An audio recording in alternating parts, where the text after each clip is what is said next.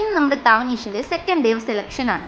ഞങ്ങൾക്ക് beach cleaning ആണ് അഴീക്കോട് ബീച്ചിൽ. തന്നെ തൃശ്ശൂർക്ക് ബസ് കയറി. അപ്പം ഉണ്ടോ ഒരു അപ്പൂപ്പൻ ഇരുന്ന് തുറച്ച് നോക്കിക്കൊണ്ടിരുന്നു ഞാൻ വീഡിയോ എടുക്കണം വേണ്ടിയിട്ട്. അങ്ങനെ ഒരു 7:30 ആയപ്പോഴേക്കും ഞാൻ തൃശ്ശൂർ എത്തി. അപ്പം ഉണ്ട് എൻ്റെ ഫ്രണ്ട് വിളിച്ച് അവളുടെ ഡാൻസ് പ്രോഗ്രാം ഉണ്ട്. അപ്പോൾ ഞാൻ ഡാൻസിന് സാരിയാണ് കോസ്റ്റ്. അപ്പോൾ അതൊക്കെ കാണിച്ചു തന്ന് ഞാൻ അവിടെ ഇരിങ്ങാലക്കുടയ്ക്ക് പോകുമ്പോൾ എൻ്റെ മുടി ഡിസ്കോ ഡാൻസ് കളിച്ചുകൊണ്ടിരിക്കുകയായിരുന്നു.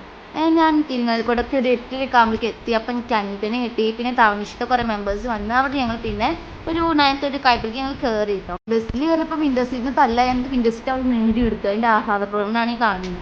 അങ്ങനെ ഞങ്ങൾ കുറേ നേരം സംസാരിച്ചൊക്കെ ഇരുന്ന് ഒരു കൊടുങ്ങല്ലൂർ പോയിട്ട് വേണമായിരുന്നു ഞാൻ അഴീക്കോട് ബീച്ചിലേക്ക് എത്താനായിട്ട്. അങ്ങനെ കൊടുങ്ങല്ലൂർ ഇറങ്ങി അവിടെ നിന്ന് അഴീക്കോട് ബീച്ചിലേക്ക് കയറി. അങ്ങനെ എത്തിയൊരു 11 o'clock ആയപ്പോൾ ഞങ്ങൾ അഴീക്കോട് ബീച്ചിലെത്തി.